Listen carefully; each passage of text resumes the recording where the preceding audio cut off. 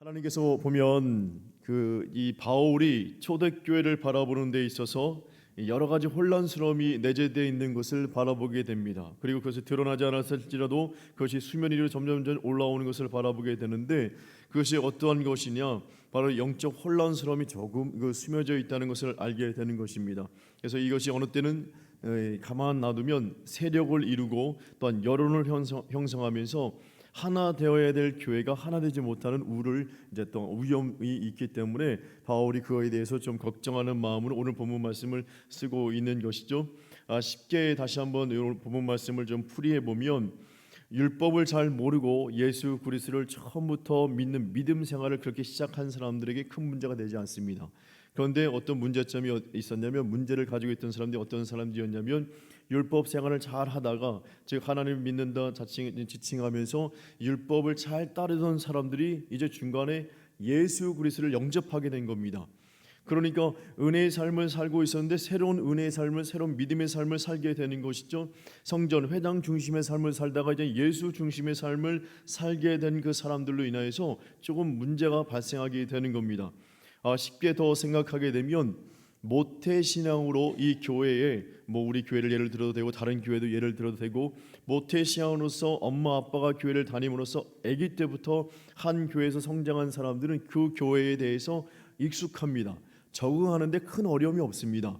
교회에서 어떤 일이 벌어질지 거기에 대해서 쉽게 적응한단 말이죠. 그런데 중간에 새신자로 교회에 딱 들어온 사람은요, 적응 기간이 필요합니다. 모든 게 다 낯섭니다. 찬양하는 것, 기도하는 것, 예배 순서, 사람도 적응되지 않고 모든 게 다 낯설어서 그 모든 것에 익숙해지기 위해서는 어느 정도의 시간이 필요하다는 것이죠. 그런 것처럼 율법에 익숙했던 사람들이 이제 예수 그리스도의 이 은혜의 믿음의 삶에 익숙하려고 하니까 적응이 안 되는 거예요. 그래서 율법의 사고에 빠져있던 사람들이 그것을 벗어나서 믿음으로 산다, 오직 예수 그리스도를 믿는 믿음으로 살아가야 되는데 뭔가 허전함이 있는 거예요. 이렇게도 되나? 이렇게 손쉽게, 어찌 이렇게 쉽게 믿음을 가지고 천국을 소유할 수 있는 그런 길에 들어서도 되나?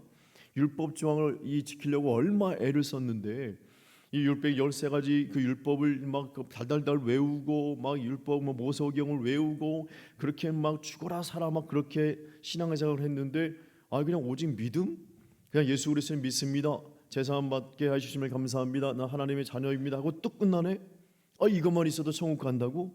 그러니까 이 율법을 읽고 있던 사람들이 막 그렇게 막 노력하고 막 땀 흘리고 막 그렇게 했던 그런 것들이 그 물거품처럼 다 사라지는 것 같고, 그리고 그냥 이 예수 그리스도를 믿는 사람들 보면 너무 손쉽게 예수 그리스도를 믿고 구원받는 자로 섰다는 것 자체를 보면서 배가 아프기도 하고, 나는 어떻게 지금까지 뭐 하면서 살았나라고 스스로 자괴감도 들기도 하고, 그러다 보니까 아니야 그래도 이렇게 애쓴 것이 있어야지라고 하면서 이 믿음으로 삽니다, 예수 그리스도를 믿습니다, 나 천국 자녀 됐습니다, 제사 받았습니다 라고 이야기하는 사람들 보면, 아니야, 그거 믿음 생활 아니야. 그거 그렇게 그냥 예수 그리스도를 믿는다고 그냥 물론 이제 진심으로 이야기하겠지만, 그냥 예수 그리스도를 믿습니다 라고 해서 천국 가는 거 너무 쉽잖아. 그 쉬운 거 그 믿음 생활 아니야. 믿음 생활이라는 거는 걸어 있잖아. 이렇게 몸이 닳도록 말이지, 힘쓰고 애쓰면 있어야지. 그게 그래도 믿음 생활인 것이지. 아이고 어떻게 입 한 번 그렇게 띵겨가지고 입으로 시인한 거 가지고 벌써 천국 백성이라고 그것을 확증 지을 수 있겠어? 아니라니까. 지난날 우리 봐봐 어떻게 했는지 들려줘. 그러면서 613가지 율법 달달달 외웠지. 한번 외워볼까? 첫 번째, 두 번째, 세 번째 막 한번 외우고 막 한번 하면서 한번 해봐. 막 그러면서 막 사람들 앞에서 막 자랑을 하기 시작하고, 과거에 있던 것들을 어찌 보면 공치선하기 시작하는 모습들이 있는 것입니다. 그러면서 마음에 한쪽에는 허전함이 있는 겁니다. 야, 이런 새로운 세상이 있었구나. 그런데 이것을 인정하는 것이 쉬운 게 아니에요. 그것을 이 과거에 있는 모든 것을 다 저버리고 이제는 새로운 믿음 생활을 한다는 것 자체가 쉬운 게 아닌 거예요. 그러면서 막 이 본전 찾기도, 그걸 본전 찾으려는 마음도 있는 것이고, 너무 손쉽게 이 사람들 믿음 생활하는 것 아니야라고 좀 아쉬움도 있고, 여러 가지 감정들이 막 뒤섞여 있는 가운데 혼란스러움이 있었던 것입니다. 그러니까 나중에 또 예수 그리스도를 믿는 사람들도 그냥 바울 선생님이 그냥 오직 믿음으로 이롭다라고 말을 했는데 또 과거에 있는 분 먼저 교회에 들어오신 분들 얘기 들어보니까 뭐 이것도 해야 되고 저것도 해야 되고 이것도 해야 되고 이건 믿음 생활 만만치 않네, 잘못 믿는 거 아니야? 그러면서 또 혼란스러움이 있는 겁니다. 그럴 때 바울이 이야기할 때에 이제 바울이 그것을 정립하면서 자, 내가 다시 한번 너희들이 그 혼란스러움을 다시 한번 정리를 해줄게. 그러면서 과거의 율법에 매여 있었던 삶은 어찌 보면 하갈의 모습이라고 할 수 있는 거고, 지금 새롭게 예수 그리스도를 믿는 믿음의 생활하는 사람들 바로 사라의 모습이라고 할 수 있는 거야라고 이야기하는 겁니다. 그러면서 봐봐, 이 하갈 같은 경우는 어떻게 보면 그가 자유로운 몸인 것 같으나 결국은 종의 몸으로 살았었고, 그리고 남편을 떠난 모습을 살 수밖에 없었지. 그런데 사라 같은 경우는 힘겨움과 아픔이 어려움이 있었지만 결국은 이 아브람 품에서 행복한 삶을 살 수 있는 자유로운 인생을 살고 있었던 것을 보게 되는 거야. 그러면서 진정한 믿음이라는 것은 이런 자유로움을 가지고 있는 삶인 것이고, 율법, 진정한 믿음 생활은 이 율법의 억누임과 종된 모습에서 벗어난 삶이 이런 자유자의 모습으로 살아가는 모습이 진정한 믿음 생활이라고 할 수 있는 것이지라고 이제 바울이 이야기하고 있는 것입니다. 그러면서 이 율법에서 왜 벗어나야 되느냐, 종된 모습에서 왜 벗어나야 되는가를 이제 설명하고 있는데, 율법이라는 것은 결국 그것을 어찌 보면 옳고 그름을 분별해 줄 수 있는 그런 유익형도 있지만 율법이 진정한 자유로움을 우리에게 줄 수 없다는 것입니다. 왜냐하면 어떤 분이 그런 이야기를 썼더라고요. 제가 이거 율법을 이제 쭉 613가지에 대해서 이제 쭉 살펴보고 긍정에 대해서 248개, 부정적인 것 365개에서 613가지잖아요. 성경을 근거해서. 그런데 어떤 분이 이것을 딱 기록하면서 맨 마지막에 뭐라고 썼냐면 이 613가지의 율법을 다 지키는 사람에게 내가 1,000억을 주겠습니다라고 하는 거예요. 그러니까 이 땅 가운데 십계명도 제대로 지키지 못하는데 613가지의 이 율법을 어떻게 다 지키겠습니까? 결국 이 율법 13가지의 율법을 지키려는 그 순간부터 그 심령과 그 작정함은 애씀은 너무너무 귀한 것이지만 결국은 그것을 지키지 못하는 것의 한계점에 도달하게 되고, 그런 사람은 어떻게 되냐면 그 율법을 다 지키지 못하는 것 때문에 스트레스를 받게 되고 억눌림을 받게 되고, 그러다 보면 어떻게 되냐면 그것을 회피하게 되고 외면하게 되고 도망가게 되는 일들이 나타나게 되는 것입니다. 엄청난 부담감을 가지고 살 수밖에 없는 것이죠. 그러면서 어떻게 하냐면 신앙생활을 하는 듯 하나 지키지 못하는 것에 대해서 처음에는 죄책감도 있고 자책감도 좀 들고 마음에 좀 쓰라림과 혼란스러움도 있지만, 그것이 나만의 문제가 아니라 옆에 있는 사람도 지키지 못하고 모든 사람들이 다 지키지 못하네라는 것에 대해서 이제 무디어져가는 신앙생활을 하게 되는 것이죠. 결국 그것이 무디어지다 보면 어느 순간에 회칠한 무덤처럼 아주 단단하게 내 마음을 옹벽과 같이 보호하는 그런 모습이 있게 되고, 그것이 어찌 보면 자신을 합리화시키고 합당화시키는 것들이 되게 된다는 겁니다. 그러면서 어찌 보면 신앙생활에 있어서 부드러운 심령을 가져야 되는데 철면피와 같이 딱딱한 심령을 가져서 작은 것 하나에 어떤 자극이 와도 끔떡도 하지 않는 거예요. 그런 것 가지고 뭘 흔들려? 그런 것 가지고 뭘 이렇게 흔들리고 있어? 마음이 연약해지고 있어? 끄떡하지 않습니다. 그래서 아무리 강한 어떤 영적 충격이 와도요, 마음이 깨지지 않습니다. 기경되지 않습니다. 그러니까 예수님께서 그런 사람들, 율법에 빠져 있는 사람들, 그 율법에 자신도 모르게 그것을 회피하는 사람들을 바라보면서 길가와 같다, 가시덤불 같다, 돌덩이 같다라고 이야기하는 겁니다. 부드러워서 그것을 다 지키지 못한다 할지라도 순간순간마다 지키지 못하는 것 때문에 하나님 앞에 자복하고 무릎 꿇고 눈물로 기도하면서 옥토의 심령을 늘 만드는 삶을 살아야 되는데, 지키지 못하는 것 때문에 스스로가 자책하면서 포기하는 가운데 스스로의 심령을 단단하게 만들어져가는 모습이 있다는 것이죠. 그러다 보니까 뭐만 늘어나냐면 말하는 것만 늘어나는 겁니다. 이 어떤 자신의 것을 합리화시키는 것에 대해서 이론적인 것만, 상식적인 것만 그냥 발달이 되게 되는 것이죠.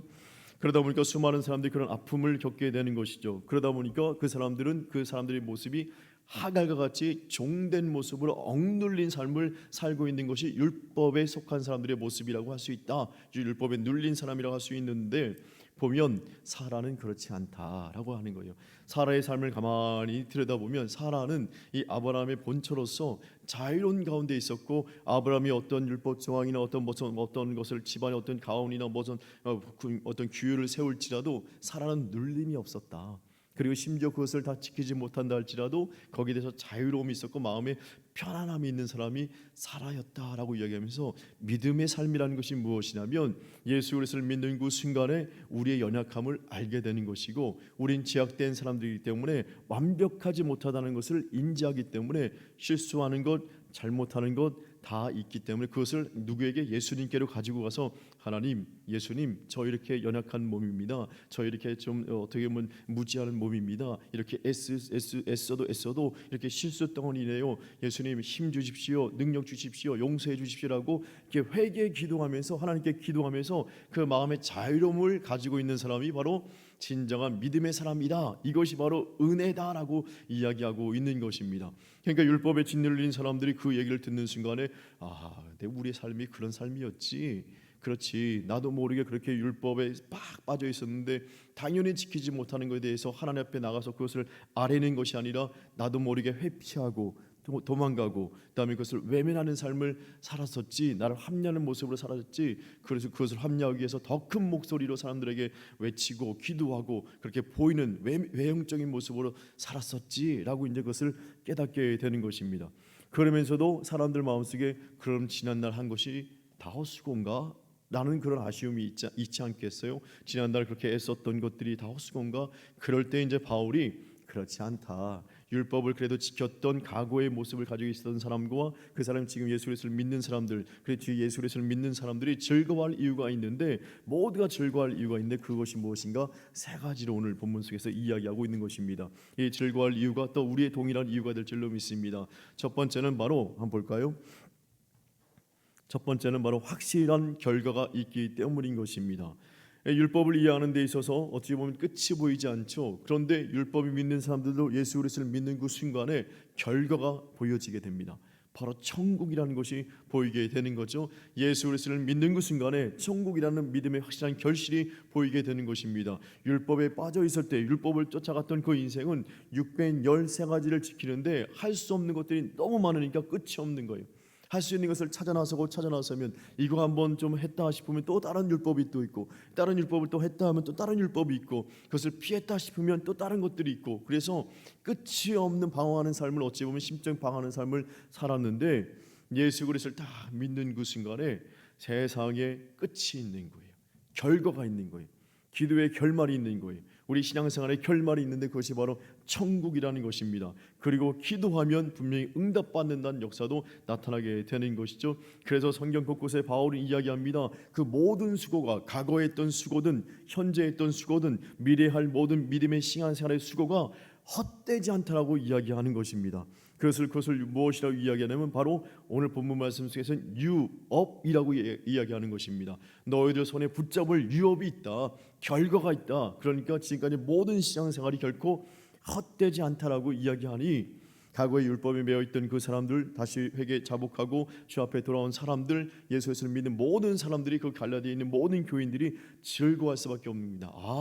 과거의 수고와 현재의 수고와 또 미래의 수고가 헛되지 않고 분명한 결과물로 우리에게 다가오는데, 그것이 삶 속에 있어서의 형통의 역사, 유업의 역사, 더 나아가서 천국으로 우리에게 최종적으로 다가오는구나. 그 얘기를 듣는 그 순간에 그들 마음속에 사람을 책망하는 것이 아니라, 사람을 닥달하는 것이 아니라 하나님이 주실 은혜를 바라보면서 마음에 즐거움이 있게 된 것이죠. 사랑하는 성도님들, 이 땅 가운데 살아갈 동안에 우리의 믿음, 과거에 있던 모든 믿음 생활, 지금의 믿음 생활의 그런 어떤 스타일이 좀 바뀌고 방법이 바뀌었을지라도 그 과거에 있던 모든 수고가 헛되지 않은 줄로 믿습니다. 우리 인생 가운데 좋은 결과, 은혜의 결과로 우리에게 다가오게 되는 것이죠. 그러니까 기뻐하는 겁니다. 두 번째를 보면 왜 즐거워할 수밖에 없냐면, 다 같이 읽어볼까요? 시작. 소수의 약속의 자녀로 삼아 주셨기 때문입니다.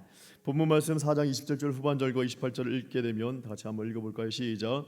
홀로 사는 자의 자녀가 남편 있는 자의 자녀보다 많음이라 하였으니 형제들아, 너희는 이삭과 같이 약속의 자녀라. 아멘.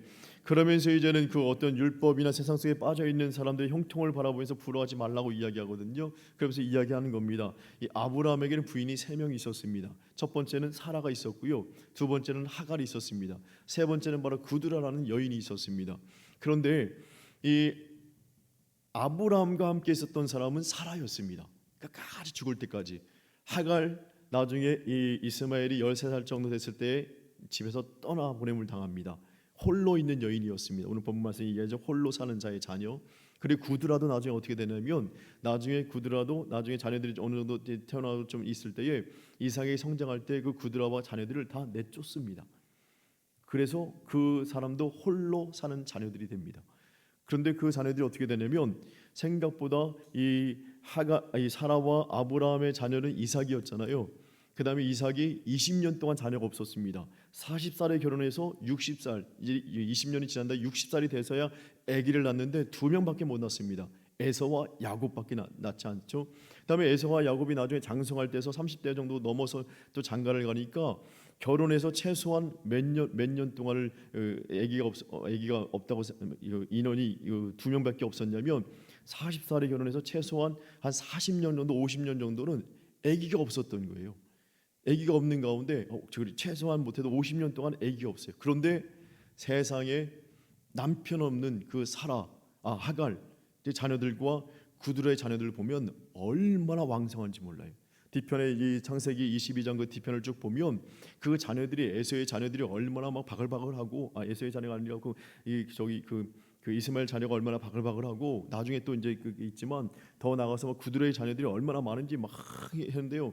그때 당시에 이삭에게는 두 명밖에 없었다니까요. 그러니까 오늘 본문 말씀이 이야기하는 거예요. 홀로 사는 자의 자녀가 남편 있는 자의 자녀보다 많다라고 얘기하는 거예요. 많다. 그로 인해서 어떤 일이 벌어지냐면 아픔과 어려움을 겪어요. 인원이 많으니까 당연히 어떻게 해요? 인원이 많은 쪽에서 한번 막 몰려오면 어떻게 되겠어요? 이게 말싸움 하더라도 질 수밖에 없잖아요. 그런데 막 거기는 막 수십 명 막 애들이 막 바글바글거리고 여기는 단 두 명 있는데 세상에 한 대씩만 때려도 여기는 수십 대 맞아야 되고 얘 둘이서 하면 두 대밖에 못 때리는데 맨날 지고 힘겨움을 당하게 되죠. 그래서 오늘 본문 말씀 속에는 박해를 당한다라고 이야기하는 겁니다. 이 땅 가운데 가만히 보면 지금도 그렇지만 과거도 지금 이렇게 이야기하지만 지금도 마찬가지예요. 이스라엘의 인구가 몇 명이냐면 이스라엘의 인구가 9천만 명입니다. 우리나라보다 조금 더 많죠. 그런데 이스라엘을 둘러싸고 있는 이스마엘 족속과 구드라의 그러니까 하갈과 구드라의 자녀들 중동 지역을 대표적으로 16개국을 중동 지역이라고 이야기하거든요. 그런데 그 나라의 인구를 보면 파키스탄 같은 경우는 2억 4천만 명입니다. 파키스탄만, 이집트만 보면은 1억 1천만 명이 되고요. 이라크 4천만 명, 아프가니스탄 4천만 명이라고 하고 시리아 같은 경우는 2억 3천만 명, 요르단 같은 경우는 1억 1천만 명이 됩니다. 그리고 대부분 이란, 터키, 수단 그런 나라들도 못해야 4천만 명이고 거의 기본적으로 8천만 명, 9천만 명입니다. 세상에. 그러니까 이스라엘을 둘러싸고 있는 중동 국가들 인원을 쫙 따져보면 못해도 25억, 많으면 그 주변까지 다 하면요 40억이 넘습니다. 50억이 넘는 30억이 넘는 1억도 되지 않는 인구와 25억, 35억 같은 중동 지역 사람들이 쫙 둘러쓰고 있는 그 이스라엘 게임이 되겠습니까? 그런데 지난날에 전쟁이 있었죠. 3.1 전쟁이라고 해서 이 중동 지역이 이스라엘을 침공한 적이 있었지 않습니까? 그런데 누가 이겼어요? 그 중동 국가들이 다 매달렸는데 이스라엘이 이겼습니다. 신기한 일이죠. 근데 왜 그러느냐? 바로 그 자녀들이 그 사람들이 하나님의 약속의 자녀가 되기 때문인 줄로 믿습니다. 자녀라는 것은요. 보면 이 본문 말씀 속에 있는 자녀라는 약속의 자녀라고 이제 그 믿는 사람들을 지칭하고 있는데 주변에 아무리 숫자가 많고 주변에 아무리 권력이 세고 주변에 아무리 연합군이 강할지라도요. 하나님이 그 사람들 자녀로 딱 삼아 주시잖아요. 소수일지라도 한 사람일지라도 그가 승리자가 되는 겁니다. 자녀라는 것이 뭐예요? 자녀라는 것은 부모님이 있다는 거 아니겠어요? 부모님의 자녀라는 것은 부모님은 어떻게 자녀를 위해서 희생하게 되어 있습니다. 자녀들이 어려움을 당하고 있으면 어떻게 해요? 자녀를 도와줄 수밖에 없습니다. 그래서 저도 그렇지만 그 뭐 아들내미가 돈 없다 그러면 어떻게든 돈을 어떻게 해가지고 쌈짓돈이라도 지어주거든요. 제 핸드폰 쓰게 보면 여기에 돈 지갑이 있습니다. 제가 돈 달라 그러면 여기 1,000원밖에 없거든요. 그래도 이 1,000원 줍니다. 제가 깎아 안 사 먹고 준단 말이죠. 이게 부모님의 마음입니다. 어떻게든 나는 못 먹고 나는 헐벗어도요 자녀들 도와주고 싶은 마음이 부모님 마음입니다. 근데 하나님께서 뭐라고 이야기하시냐면 내가 그 사람들의 자녀가 될 것이다. 너희들이 예수 그리스도를 믿고 있느냐? 예수 그리스도를 믿는 그 순간에 너희들 어찌 보면 예수 그리스도를 믿지 않는 사람들이 바글바글 되는 데서 힘겹고 어려움을 당할 수도 있는데 그래도 내가 하나님으로서 너를 내가 자녀로 삼아 줄 거야라고 이야기하는 거예요. 지금도 마찬가지거든요. 보면 우리나라도 그 전에는 과거에는 1천만이라고 이야기하고 있습니다. 그런데 1천만은 조금 거짓말이 좀 보태진 거 아니겠어요? 왜냐하면 여기 계신 분들은 그렇지 많이 않겠지만 저도 과거에 젊은 시절에 시골에 있을 때는 고등학교 정도까지 시골에 있었습니다. 고등학교에서 이제 도시로 유학을 와가지고 다닐 때 잠깐 어디 교회를 가면 거기에 또 등록을 하더라고요. 등록했습니다. 또 대학교 가가지고 잠깐 그 아는 목사님 교회에 가서 도와준다고 했을 때 또 등록했습니다. 그리고 또 다른 교회 가서 전도사 사역하기 전에 또 갔더니 등록을 하더라고요. 그래서 저도 한 3군데 정도 등록이 되어 있습니다. 근데 말수가 됐는지는 잘 모르겠지만 그렇게 되는데 보통 분들 시골에서 자라서 도시로 오신 분들은 원래는 교회를 옮길 때 어떻게 하는 교족부가 옮겨갑니다. 주민등록증에 옮겨가는 것처럼 그 교회에서 떠날 때는 그 교회에서 교족부를 파와서 이 교회에 등록을 시키는 거거든요. 그런데 우리나라 그렇지 않고요. 그냥 유야유야 넘어가서 한 사람이 많게는 10군데, 한 사람이 적게는 2-3군데 교회에 등록이 되어 있습니다. 그래서 그 이름들이 다 기록이 되어 있거든요. 그러다 보니까 우리가 최고 많을 때에 1,200만을 찍었다고 이야기하지만 그러나 실질적으로는 600만 정도 될까? 또 많게 잡으면 800만 정도 될까라고 이야기합니다. 그런데 실질적으로 600만에서 700만 정도가 그래도 실질적인 성도가 되지 않을까라고 이제 생각을 하고 있는데 지금은 또 가난한 성도가 많기 때문에 더 많이 줄었다고 할 수 있는 것이죠. 그런데 그렇게 잡는다 할지라도 1,200만을 잡는다 할지라도 우리나라에 1,200만보다 더 많은 믿지 않는 사람들이 있습니다. 다 종교인들이 있습니다. 그것이 어디로 가면 나타나냐면 직장에 가면 나타납니다. 그리고 학교에 가면 나타납니다. 신학교 그런 크리스찬 그 학교 외에는 보통 학교에 가잖아요. 반에서 예수 그리스도를 믿는 사람 지금은 더 심했거든요. 제가 교회 다니는 사람 하잖아요. 30명 가운데 있으면 한두 명 듭니다. 한두 명. 이게 예수 그리스도를 믿는 사람이 적고 예수 그리스도를 믿지 않는 사람이 다반수가 있는 것이 지금 현실입니다. 직장 한번 가보셨죠? 직장 가시면 어떻게 해요? 물론 숨은 크리스찬들도 있습니다. 그런데 실질적으로 직장 가가지고 회식 문화나 뭐 어디 갈 때 모임이 있을 때에 술 안 먹는 사람 많지 않습니다. 그리고 크리스찬일지라도 숨은 크리스찬들이 있어서 다 술잔 기울이고요. 뭐 담배 피우는 사람들도 많고요. 크리스찬 중에 그런 사람들이 많습니다. 그 내 주변에 내가 믿음 지키려고 하면 눈총 받습니다. 믿지 않는 사람들 때문에 힘겹습니다. 그것이 세상 문화이고요. 세상의 직장 삶이고 세상의 학교 삶이고 세상의 이런 삶이라고 할 수 있는 것이죠. 오늘 본문 말씀 속에 이야기하는 것처럼 그렇습니다. 바로 이 믿음의 자녀들보다 믿지 않는 자녀들이 더 많고 그로 인하여서 본문 말씀에서 박해를 받을 수 있다라고 이야기하는 거예요. 바울이 이야기합니다. 예수 그리스도를 믿는 것 너무너무 좋다. 그래서 과거의 어떤 수고론과 현재의 수고와 또한 미래의 수고가 헛되지 않아라고 해서 그것을 위해서 즐거워하는데 즐거움과 동시에 사람들 마음속에 그래도 이 땅은 아직 예수 믿지 않는 사람들이 더 많고 그것 때문에 우리가 지금 박해를 실질적으로 받고 있고 실질적으로 많은 사람들이 콜로세움의 사자밥이 되고 또한 어떤 기름에 튀기고 톱에 캐어지는 그런 삶을 살고 있는데 그런데 또 즐거워할 게 뭐가 있어? 그것만 미래만 바라보며 즐거워하고 이 현실 삶에서는 즐거워할 게 뭐가 없잖아 라고 할 때 바울이 이야기하는 거예요. 그런데 또 즐거워할 것이 있으니 바로 너희들이 하나님의 자녀이기 때문에 즐거워해야 돼. 그것은 바로 하나님이 너희들의 아빠가 되니까 너희들이 보통 자녀들을 그렇게 케어하고 도와주는 것처럼 하나님이 너희들의 그런 어려움을 바라볼 때 그냥 있으시겠냐? 아버지 되시고 부모님 되시는 그 하나님이 도와주시고 붙잡아 주시고 살펴 주시고 그를 이끌어 가시는 놀라운 역사 푸른 초장으로 인도하시는 실만한 물가로 인도하시는 사망의 음침한 골짜기에 있을지라도 주의 지팡이가 우리를 안위하시는 그런 아버지의 놀라운 능력이 너희들에게 있어라고 이야기하는 것입니다. 다수를 책임져 주시는 것이 아니라 소수일지라도 그 사람들을 약속의 자녀로 삼고 있기 때문에 너희들이 지금 이 현실 속에서 비록 어려움이 있지만 그래도 즐거워할 수 있는 것은 하나님이 너희 아버지가 되니까, 부모님이 되니까, 너희들이 하나님의 자녀이기 때문에, 자녀 삼아 주셨기 때문에 너희들은 기뻐할 수 있어, 즐거워할 수 있어라고 이야기하는 것입니다. 그리고 거기에 대해서 또 위교심을 갖는 사람들에게 바울이 세기를 박죠. 뭐라고 이야기하냐면, 형제들아 너희는 이삭과 같이 약속의 자녀라라고 이야기하는 거예요. 약속의 자녀라. 하나님이 언약하셨다는 거예요. 이삭은 죽을 수밖에 없는 상황이었거든요. 그 모리아 산에서 죽어야 되는데 하나님이 약속한 자녀였습니다. 그러니까 죽을 위기 속에서 살아나잖아요. 그렇기 때문에 우리들도 이런 하나님의 약속의 자녀인 줄로 믿습니다. 직장생활 또한 사업, 세상살이가 어느 때는 힘겹습니다.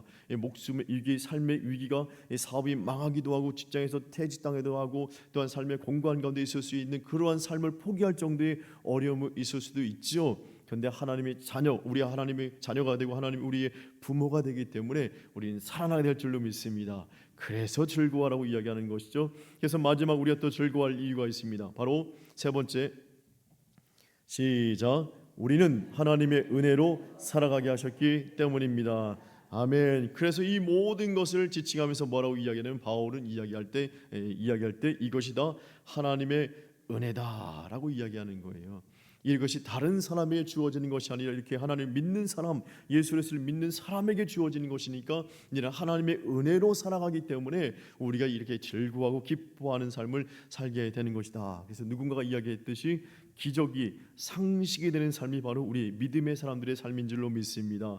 그래서 우리가 이 땅 가운데 살아갈 동안에 우리가 어렵고 힘겨운 가운데서 그래도 즐거워할 수 있는 이유는 지난 41년 동안 하나님께서 우리를 지켜주셨을 때 가만히 살펴보십시오. 그 뒤를 돌아봤을 때 얼마나 위기가 많이 있었겠습니까? 그런데 그때마다 우리가 하나님께 매어달리고 기도하고 하나님께 나아갔을 때에 분명한 결실을 보았잖아요. 결과를 보았잖아요. 그리고 하나님께서 우리를 붙잡아 주심을 경험했기 때문에 우리가 지금 이 자리에 있는 것 아니겠습니까? 그리고 우리는 고백합니다. 이것이 다 하나님의 은혜다. 공동체 속에서 이런 하나님의 은혜가 있듯이 개인적인 삶에도 이런 하나님의 은혜가 있게 될 줄로 믿습니다. 이 땅 가운데 살아갈 동안에 어떤 힘겨움이 어려움이 있을지라도 우리의 모든 신앙생활 헛되지 않습니다. 그리고 우리의 신앙생활에 분명한 결과가 있습니다. 근데 그 결과는 선한 결과라고 할 수 있는 것이죠. 그리고 더 나아가서 하나님이 우리의 부모님 되십니다.